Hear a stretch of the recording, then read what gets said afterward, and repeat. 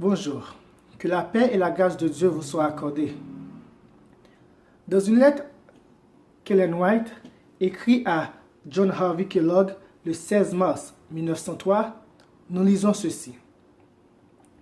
Tu n'es pas clair sur la personnalité de Dieu, ce qui est tout pour nous en tant que peuple. Tu as virtuellement détruit le Seigneur Dieu lui-même.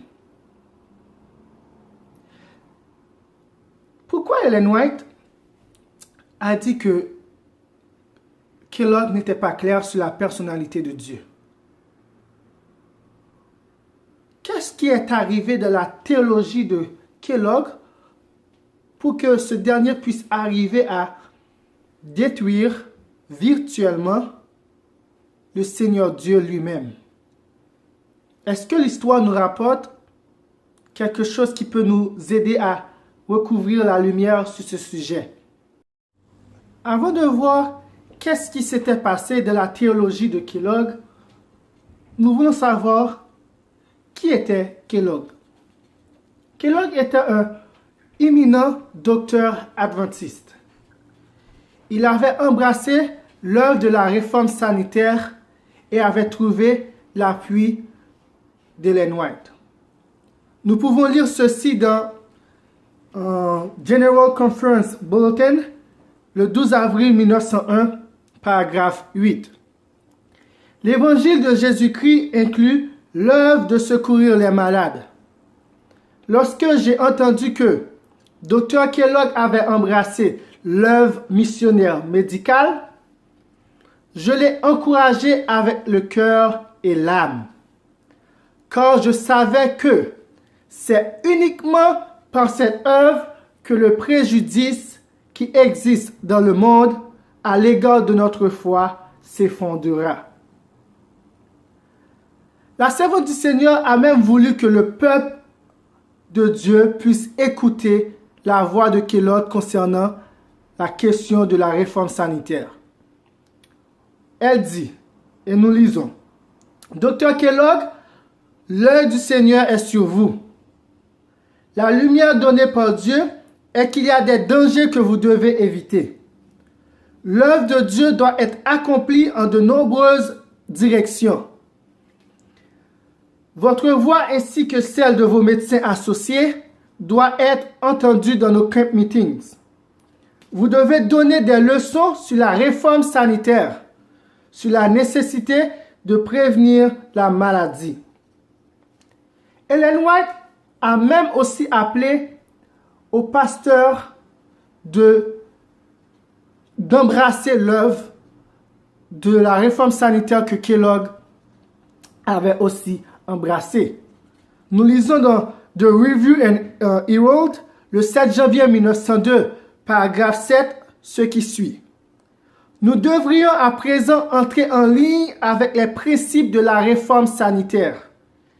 Il y a une œuvre qui doit être accomplie et nous avons besoin de nous unir avec le docteur Kellogg de l'accomplissement de cette œuvre.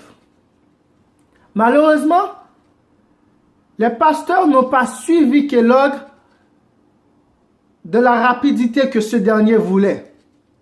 Ils étaient là à embrasser le message de la réforme sanitaire, malheureusement. Mais ceci a causé une grande frustration chez Kellogg. Et nous pouvons lire dans Manuscript Releases, page 373, paragraphe 1, ce que la servante du Seigneur nous dit. Dr. Kellogg tire son travail du Seigneur. C'est un fait que nos pasteurs soient très lents à devenir des réformateurs en matière de santé. Et ce, malgré toute la lumière que le Seigneur a donnée sur ce sujet.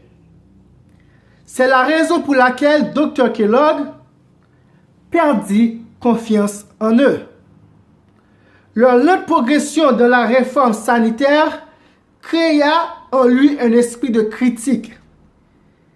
Et il s'est porté sur eux d'une manière impitoyable, ce que le Seigneur ne sanctionne pas. c'est-à-dire ce que le Seigneur n'a pas approuvé.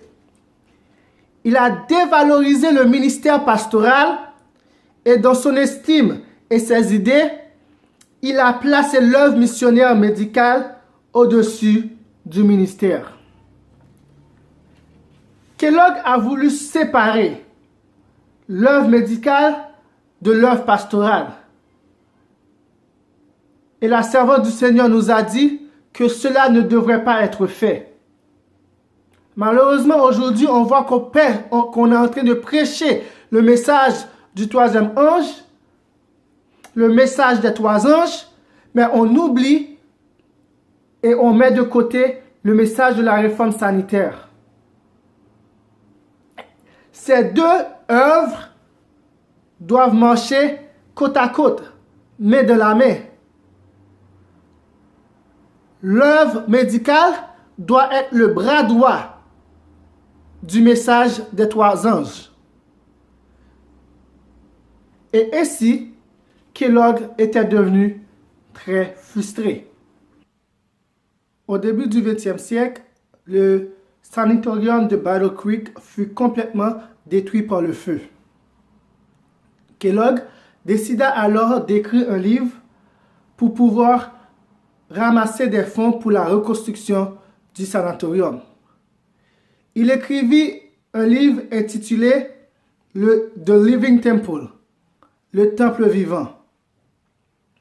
Dans ce livre, il introduit des idées panthéistes sur Dieu, disant que Dieu habite personnellement dans la nature, dans les fleurs, les animaux, l'homme inconverti ou converti.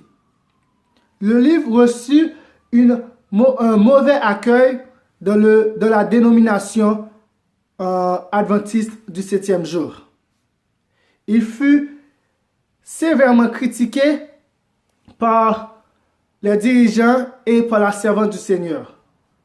Kellogg, pour défendre son livre, va dire qu'il enseigne les mêmes choses que l'esprit de prophétie a enseigné.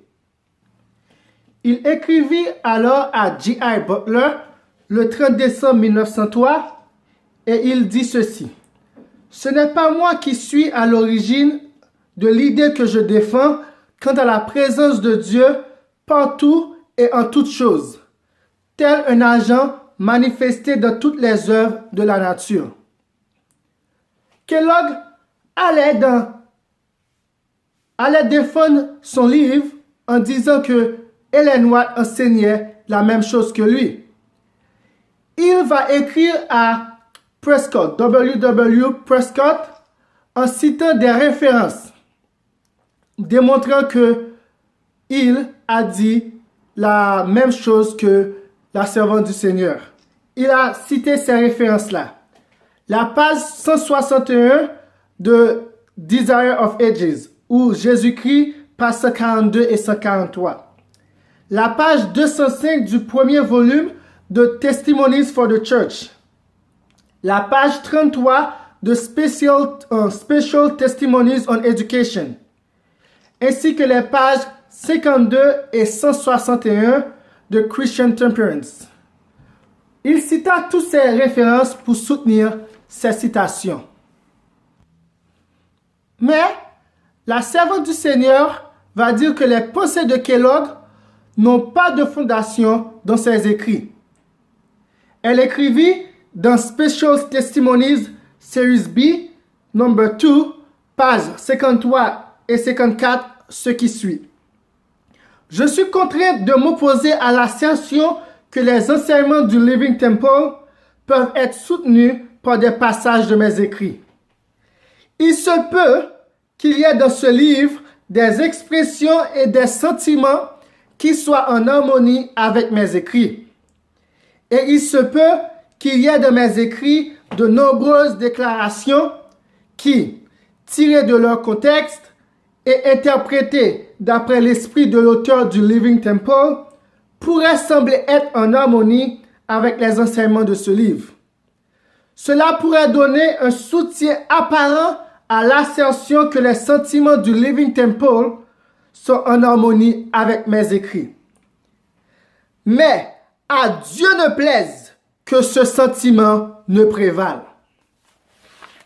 La servante du Seigneur va nous dire que à Dieu ne plaise que les sentiments introduits par Dr. Kellogg dans son livre The Living Temple prévalent et que les gens puissent penser que ce dernier enseignait la même chose qu'Ellen White.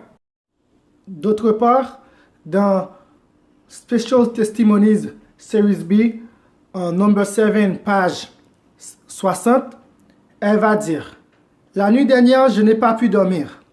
Des lettres me sont parvenues dans lesquelles des hommes affirment avoir demandé au Dr. Kellogg s'il croit au témoignage rendu par Sir White. Il prétend que oui. Il prétend que oui. Mais il n'y croit pas. La servante du Seigneur nous dit que Kellogg n'avait pas la même compréhension et la même connaissance de Dieu qu'elle. C'est pour cela qu'elle ne pouvait pas approuver le livre The Living Temple de John Harvey Kellogg. Kellogg, voyant que son livre n'a pas reçu un bon accueil dans la dénomination adventiste, a voulu réviser son livre. Mais au lieu d'abandonner ses idées panthéistiques, il a laissé comprendre que c'est sa compréhension de la divinité qui lui a causé de s'exprimer d'une manière erronée. Il va dire à A.J. Daniels, qui était à cette époque le président de la conférence générale, voilà ce à quoi il croit maintenant.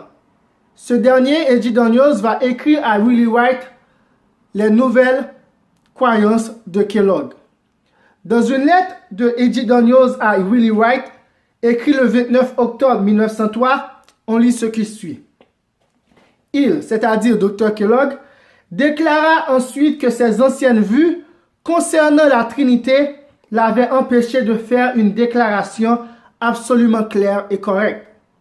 Mais qu'en peu de temps, il en était venu à croire à la Trinité et pouvait à présent voir assez clairement où se trouvait toute la difficulté. Ainsi, il croyait pouvoir arranger tout cela de façon satisfaisante. Il me dit qu'il croyait à présent à Dieu le Père, Dieu le Fils, Dieu le Saint-Esprit. Aussi, il était d'avis que c'était Dieu le Saint-Esprit et non Dieu le Père qui remplissait tout l'espace et tous les êtres vivants. Il dit que s'il avait cru cela avant la rédaction du livre, il aurait pu exprimer ses vues sans donner la mauvaise impression actuellement donnée par le livre. Vous voyez? Kellogg a voulu réviser son livre The Living Temple en incluant des théories trinitaires là-dedans.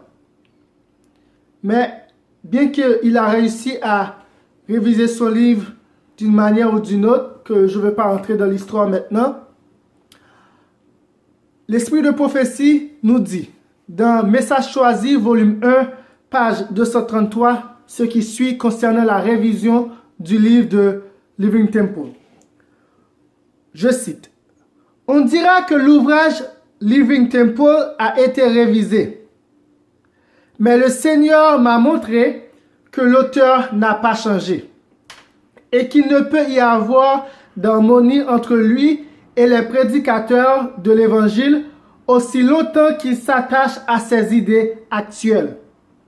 Il m'est commandé d'élever la voix pour avertir notre peuple et lui dire, ne vous y trompez pas, on ne se moque pas de Dieu. Galates 6, verset 7. Kellogg a pensé que la Trinité, la compréhension trinitaire de Dieu pouvait régler le problème. Mais la servante du Seigneur nous a dit que l'auteur Kellogg n'a pas changé, qu'il devrait abandonner ses idées actuelles pour pouvoir avoir une meilleure connaissance de Dieu, c'est-à-dire la connaissance trinitaire, la connaissance panthéiste que Kellogg avait de Dieu était fausse et était une erreur. Ellen White était très concernée par les insinuations de l'auteur du livre The Living Temple et les théories qui se trouvaient dans ce livre-là. Dans Message choisi, page 232, on lit ce qui suit. Elle dit: « J'ai éprouvé une grande détresse en pensant aux erreurs contenues dans ce livre et l'expérience par laquelle j'ai passé à ce sujet m'a presque coûté la vie. » C'est un paragraphe avant le paragraphe qu'elle dit que ce livre a été révisé. Aussi, on voit qu'elle dit que cette expérience lui a presque coûté la vie. Voilà ce qu'elle dit au même livre. La référence se trouve au même livre, mais à la page 237, on lit ce qui suit. De la controverse qui s'éleva parmi nos frères au sujet des enseignements de ce livre, c'est-à-dire du Living Temple, ceux qui voulaient lui assurer une vaste diffusion disaient: « Il contient exactement les idées enseignées par Sir White. » Ceci maladroit au cœur, et j'en eus le cœur brisé. Je savais en effet que cela ne correspondait pas à la vérité. Le cœur brisé que Sir White avait ressenti a failli lui coûter la vie. Elle va plus tard dire, concernant les frères qui devraient être en mesure de discerner la vérité de l'erreur. Elle va dire ceci: « Je suis si désolé que des hommes raisonnables ne discernent pas la trace du serpent. » Est-ce que vous voyez comment Sir White a appelé l'erreur, toute la saga de Kellogg, les enseignements de Kellogg dans son livre, la trace du serpent? Je l'appelle ainsi car c'est ainsi que le nomme le Seigneur. Comment se peut-il que ceux qui sont désignés comme sécantants de la foi et prêtant attention à des esprits séducteurs et à des doctrines de démons, ce sont des mots qui sont très durs, hein? C'est comme sécantants de la foi, esprits séducteurs, des doctrines de démons, sécantants de la foi qu'ils ont tenu comme sacrés durant les 50 dernières années. Notez ceci, la foi qu'ils ont tenue comme sacrée durant les 50 dernières années. On va voir quelle est cette foi-là que ces gens ont tenue comme sacrée durant les 50 dernières années. Je laisse le soin de répondre à ceux qui soutiennent les personnes qui développent une telle finesse dans leur plan pour endommager et entraver l'œuvre de Dieu. On trouve ceci dans Special Testimonies, Series B, number 7, page 61. Quelle est la foi adventiste des 50 dernières années que Sir White a fait référence? À plusieurs reprises, on voit que Sir White utilise cette expression, la foi des 50 dernières années. Je vous cite une des références dans Message choisi, volume 1, page 242. Et ceci était concernant le saga Kellogg. Quelle est donc l'influence qui, à ce moment de l'histoire de notre œuvre, voudrait agir sous main, avec énergie, pour renverser les fondements de notre foi?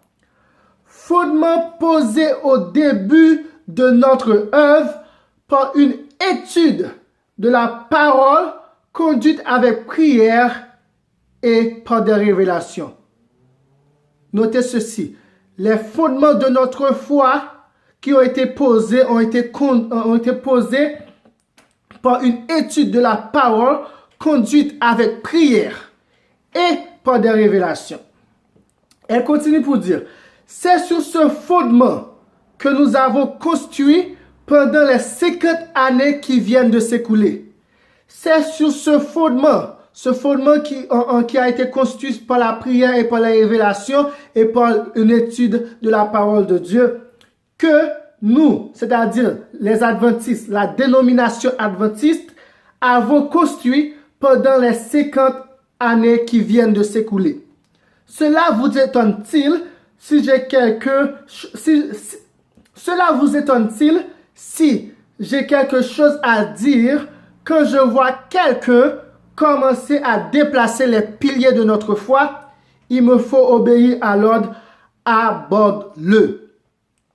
Cela nous dit que ce quelqu'un-là qu'elle a fait référence, c'était Kellogg.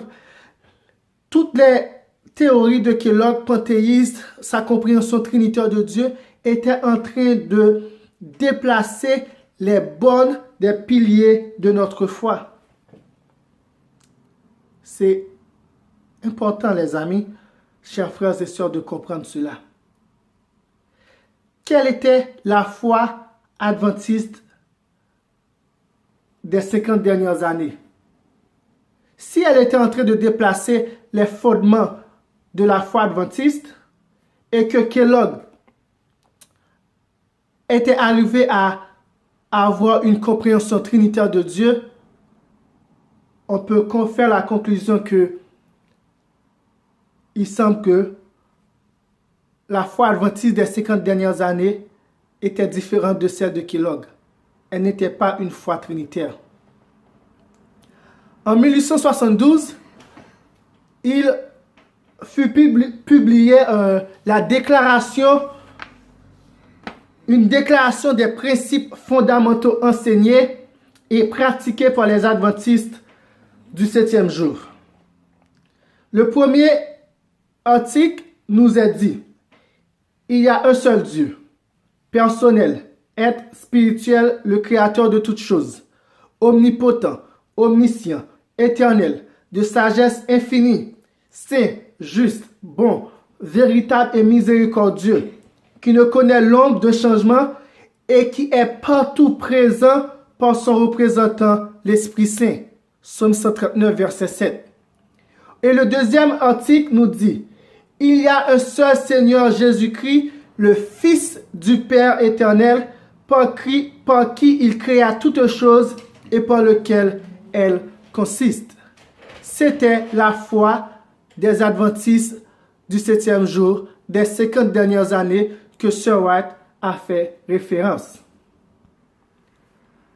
Ellen White va dire dans Message choisi, pages 235 et 236, le messager céleste m'a montré que quelques-uns des raisonnements du livre Living Temple ne sont pas solides et pourraient égarer des esprits insuffisamment établis sur les principes fondamentaux de la vérité présente.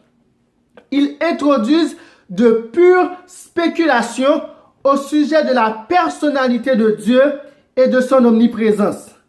Personne sur cette terre n'a le droit de spéculer sur cette question.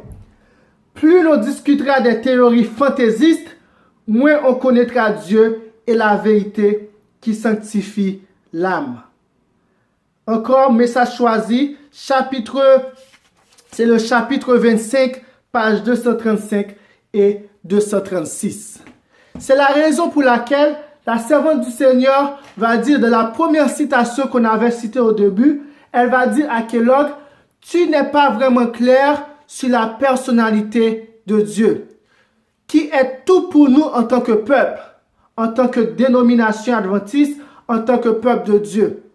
La personnalité de Dieu, la façon dont l'Église adventiste l'avait compris au début, était la vérité et non les enseignements que Kellogg voulait enseigner à travers son livre et à travers la révision de son livre. La servante du Seigneur va appeler les enseignements du Living Temple des hérésies, une hérésie mortelle. Je ne vais pas vous le dire, je vais le lire pour vous. Dans Special Testimonies Series B, number 2, page 16, nous lisons ceci. Que personne ne vous séduise. Beaucoup s'éloigneront de la foi. Prêtons attention à des esprits séducteurs et à des doctrines de démons. Nous sommes à présent face à l'alpha de ce danger. L'oméga sera d'une nature plus effrayante. L'oméga sera d'une nature plus effrayante. Et dans la même série de Special Testimonies, à la page 50, nous lisons ceci. Il m'a été demandé de parler sans détour. Fais-y face est la parole qui m'est adressée. Fais-y face fermement et sans tarder. Mais il ne faut pas s'y attaquer en détournant nos forces de notre champ de travail pour faire l'investigation de doctrines et de points de différence. Nous n'avons pas à faire de telles investigations. Pourquoi? Les vérités concernant la personnalité de Dieu que Kellogg avait attaquées étaient un fondement de notre foi. Et ce qui était un fondement de notre foi ne devrait pas être déplacé. Donc, il n'y avait pas d'investigation à faire. Je continue pour dire. Dans le livre Living Temple se trouve l'alpha des hérésies mortelles.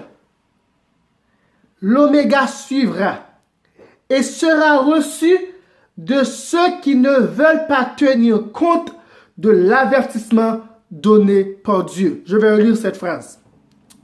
L'oméga suivra, l'oméga des hérésies mortelles, et sera reçu de ceux qui ne veulent pas tenir compte de l'avertissement donné par Dieu. Vas-tu tenir compte de l'avertissement donné par Dieu? À la page 53, nous lisons ceci. Je savais que l'oméga allait suivre peu de temps après, et je tremblais pour notre peuple. Je savais que je devais avertir nos frères et sœurs de ne pas faire de controverse au sujet de la présence et de la personnalité de Dieu. Les déclarations faites dans Living Temple, quant à ce point, sont incorrectes. Les écritures utilisées pour soutenir la doctrine présentée sont des écritures mal appliquées. Mes amis, les enseignements de Kellogg étaient l'alpha des hérésies mortelles. Et la servante du Seigneur nous dit, l'oméga des hérésies mortelles allait suivre de peu, un peu de temps après. Et elle sera reçue, malheureusement, par des gens qui ne veulent pas tenir compte des avertissements donnés par Dieu. Sœur White a tremblé pour notre peuple. Elle a tremblé pour les frères et les sœurs. Sœur White était claire. Elle avait raison quand elle a dit que Kellogg n'était pas vraiment clair sur la personnalité de Dieu qui était tout pour nous en tant que peuple. Elle était correcte quand elle a dit que Kellogg a virtuellement détruit le Seigneur Dieu lui-même. Kellogg ne pouvait pas atteindre Dieu, mais il a virtuellement détruit le Seigneur Dieu lui-même. On va voir en 1906, Sœur White va encourager l'Église à demeurer dans la foi qu'elle possédait dans les 50 dernières années concernant la personnalité de Dieu et de son Fils Jésus. Elle dit, « Celui qui nie la personnalité de Dieu et de son Fils Jésus-Christ, nie Dieu et le Christ. Si ce que vous avez entendu dès le commencement demeure en vous, vous demeurerez aussi dans le Fils et dans le Père. Si vous continuez à croire et obéir aux vérités que vous avez d'abord embrassées concernant la personnalité du Père et du Fils, vous serez réunis avec lui de l'amour. » Review and Herald, le 8 mars 1906, paragraphe 19. Vous voyez, en 1906, Ellen White encourageait l'Église adventiste de garder leur croyance au sujet de Dieu et de Jésus qu'on venait de lire dans les principes fondamentaux de 1872. Elle ne suggère aucun changement. Elle encouragea la dénomination à rester fidèle à ses principes. Malheureusement, il est triste que certains l'accusent d'avoir dirigé l'Église à une nouvelle compréhension de Dieu, à la doctrine de la Trinité. Ceci est appelé un faux témoignage. Heureusement que ces écrits sont là pour la défendre. Chers amis, chers frères et sœurs, elle a toutefois un avertissement solennel. Un avertissement solennel pour ceux qui veulent se débarrasser des piliers de notre foi. Elle dit dans Manuscript Releases, numéro 760, page 9. Ceux qui cherchent à supprimer les anciennes bornes ne tiennent pas bon. Ils ne se souviennent pas comment ils ont entendu et reçu.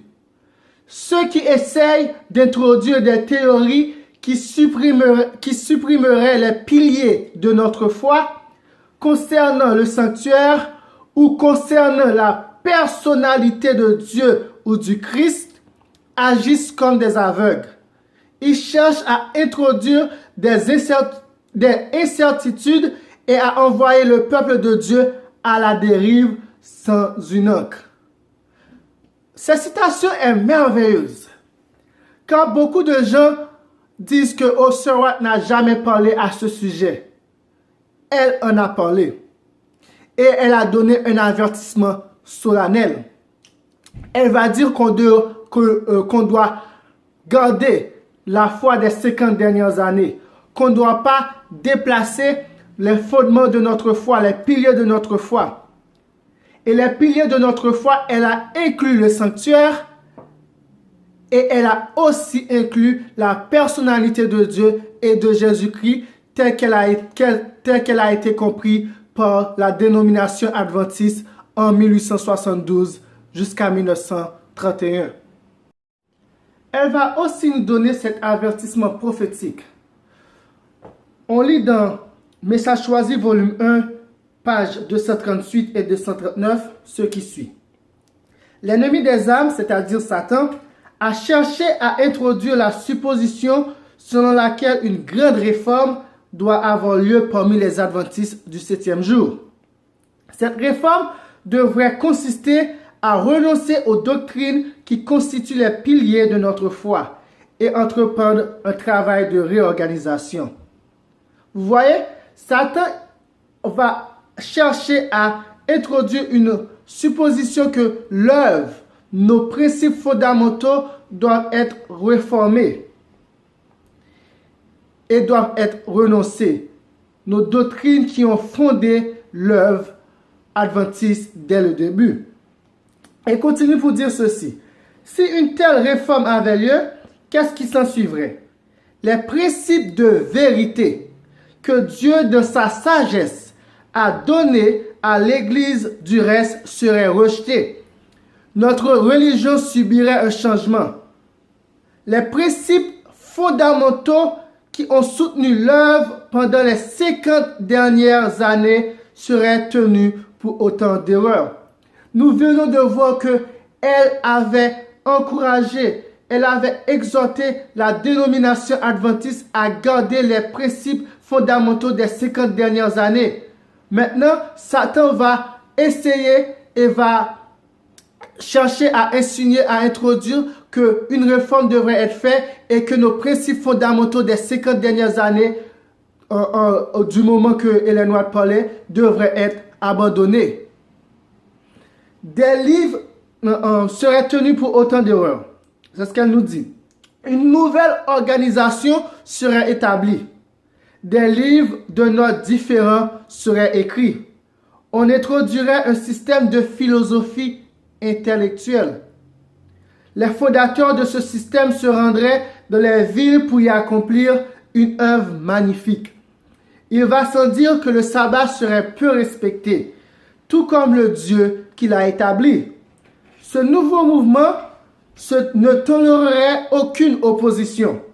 Ses chefs enseigneraient que la vertu est préférable au vice. Mais du moment que Dieu serait écarté, on ne dépendrait plus que de la force humaine qui est impuissante sans Dieu. On construirait sur le sable et tout l'édifice s'écroulerait à la première tempête.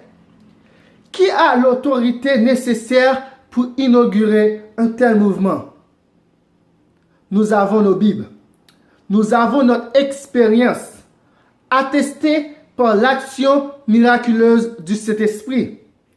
La vérité, et j'insiste dessus, sur cette phrase qu'elle nous dit, la vérité que nous possédons, que l'Église adventiste, la dénomination adventiste possédait au moment que Sir White écrivait ces lignes, exclut tout compromis. Il n'y avait pas d'espace, il n'y avait pas de moyen à trouver un compromis pour changer nos vérités. Peut-être on devrait abandonner ce principe-là, peut-être on devrait accepter un autre principe contraire. Non, il n'y avait aucun compromis qui devrait être fait sur les vérités que Dieu nous avait données dans sa sagesse et attestées par le Saint-Esprit. N'allons-nous pas répudier tout ce qui n'est pas en harmonie avec cette vérité? Elle nous la demande. Vous qui me regardez en ce moment, après avoir lu et entendu une citation pareille, on se doit de poser quelques questions. Est-ce que les événements prédits par Sir White ont été réalisés? Ou les dirigeants de la dénomination adventiste du 7e jour ont prêté attention aux avertissements et aux exhortations de la messagère du Seigneur? C'est ce que nous nous proposons de voir avec vous dans la deuxième partie de cette série de l'alpha et l'oméga des hérésies mortelles. Chers amis, c'est ainsi que prend fin la première partie de notre série.